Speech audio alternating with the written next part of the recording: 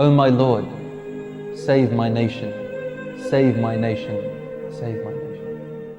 أعوذ بالله من الشيطان الرجيم بسم الله الرحمن الرحيم وصلى الله على سيدنا محمد وعلى آله وأصحابه أجمعين اللهم صل على سيدنا محمد الفاتح لما أغلق والخاتم لما سبق ناصر الحق بالحق والهادي إلى صراطك المستقيم وعلى آله حق قدره ومقداره العظيم. Assalamu alaikum wa rahmatullahi wa barakatuh. Welcome back to the channel. We're picking up with our series on Ta'lim al-Muta'allim, Tariq al-Ta'allam, the purpose study, the journey of seeking knowledge. Right, instruction of the students, the methods of learning. Right, we're now moving on to episode 3, where we look at the chapter on the purpose of study. But now we also want to think about why we study. So we're going to be looking at that, inshallah khair. And I want to start with another hadith. In fact, the hadith I ended the last video with, found in Sahih al-Bukhari. I believe it's the very first hadith in Sahih al-Bukhari, even before the chapter on Badr al-Wahi, right, the origins of revelation, where the Prophet ﷺ famously said, "Innamal a'malu binniyat," right, wa innama likulli imri'in ma nawa, that every action, indeed actions are by their intentions, and every person will have what they intended, right. So in other words, for the context of seeking knowledge, every student of knowledge must be directed by sincere intentions in their quest for knowledge. That's going to be the regulator of your journey, right? It's the compass that guides you on this journey, right? The map that guides you on your journey, right? And you might ask, what kind of intentions are we seeking? Well, there's a lot, right? There are a lot of intentions that can guide us on our journey and give us great inspiration and aspiration, right? Seeking out the divine pleasure, eradicating ignorance, fighting back against competing ideologies and competing ideas, which I spoke about in the last video, reviving and sustaining the deen of Islam, contextualizing the deen of Islam for your time, place, and people, right, in a way that allows them to relate the deen of Islam to their experiences, in a way that allows them to form a very personal relationship with the deen of Islam and with Allah Azza wa Jal, right? So in a way that brings people to the beauty and the love and the mercy of the Islamic tradition, rather than pushing them away from it because they can't seem to relate to it, or it's taught in a way that does not relate to their time, their struggles, and their challenges. Right? These are the kind of intentions, this is the kind of mindset that we want to think about when making our intentions for seeking knowledge. I also want to come back to what I spoke about in the last video on the relationship between knowledge and spiritual states. Right? Knowledge leads to piety. Right? That's something we cannot deny. Right? You cannot attain spiritual growth with ignorance. Right? And that's why when I spoke about the fun sciences, those sciences that every individual must know for themselves as an obligation, one of them including tasawwuf or tazkiyah, whatever you want to call it, right? Spirituality, right?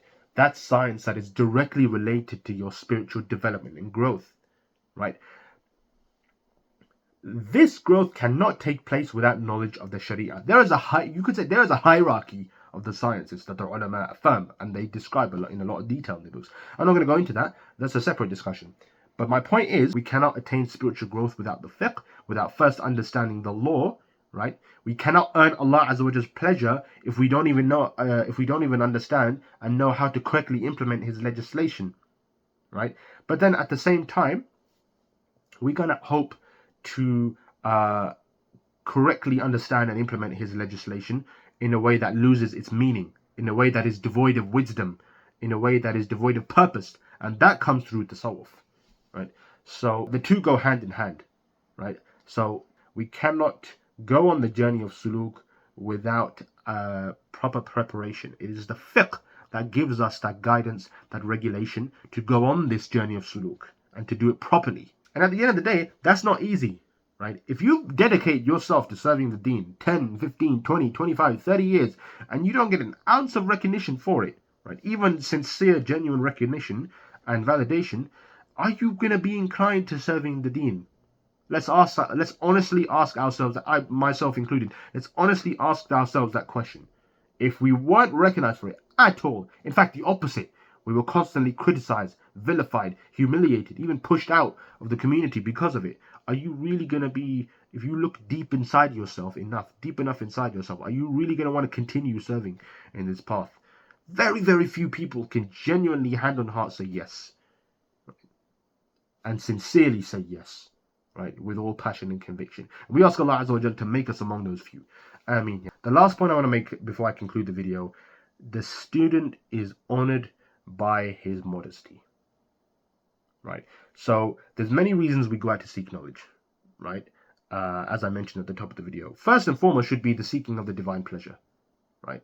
And what is a part of seeking the divine pleasure is by protecting your modesty, right? The student of knowledge is honored by his modesty. The more we cultivate, right, modesty, haya, as an integral part of our character, the more Allah Azza wa Jal will honor us in our quest for knowledge. We ask Allah Azza wa Jal to make us among those who cultivate this characteristic of modesty. Why do we seek knowledge? Ultimately, the ultimate reason must be for the divine pleasure, right? So that when we stand before Allah Azza wa Jal, we can stand with qalbun salim. يوم لا ينفع مال ولا بنون إلا من أتى الله بقلب سليم. On that day, neither wealth nor progeny nor lineage will be of any benefit, except for the one who comes to Allah Azza wa Jal بقلب سليم, with a sound heart. And we ask Allah Azza wa Jal to enable us to stand before Him on the Day of Judgment with this sound heart, so that we can truly, hand on heart, with 100% sincerity, say, Ya Rabbi, I did it for you. Ya Rabbi, I did it because I love you. Ya Rabbi, I did it because I have pride in my deen. I have pride, right, to be from the ummah of your beloved Messenger sallallahu alaihi wasallam. And I'm proud to serve him. I'm proud to serve you and him. I'm proud to serve his sunnah. I'm proud to honor your sharia. I'm proud to be a Muslim. Right? That should be our ultimate purpose that defines our study. And in that purpose, then, your goal is to go out there to be an ambassador for the deen. Your goal is to go out, your purpose, I should say, is to be an ambassador for the deen. Your purpose is to eradicate ignorance, to eradicate jahl. Your purpose is to contextualize the deen of Islam for your time, your place, your people, to bring the people to Islam by way of love and rahmah and hikmah, in a way that they can relate to, and you show them that Islam is for all times and places. It relates to your struggles, your challenges, right, your difficulties, because Allah Azza wa Jalla is the one who created you. He knows your struggles, right? وَهُوَ أَقْرَبُ إِلَيْهِ مِنْ حَبْلِ الْوَرِيدِ. We are closer to Him than the jugular vein. That's how intimate Allah Azza wa Jalla's knowledge of us is, right? And so if that's the case, then why would He Azza wa Jalla send down a revelation that is not aware and that does not recognize the times and the struggles and the different contexts that we live in, right? This is something we have to recognize when we engage in seeking knowledge. So not only the way we seek knowledge, but then how do we want to go out and implement that knowledge, right? It's a very, very important question we have to ask ourselves. Do you want to be the reason that people enter into Islam, or do you want to be the reason that people are driven away from Islam? That's what we have to ask ourselves every single day on this journey. We have to ask ourselves that question. And with that, I can say thank you very much for watching. I hope you enjoyed this video. Do check out my previous videos as well. Drop a like on this video, hit the subscribe button, share, spread the words. Most importantly, keep me in your du'as. Min fadlikum, and I will see you bi'idhnillahi ta'ala in the next video. Assalamu alaikum wa rahmatullahi wa barakatuh.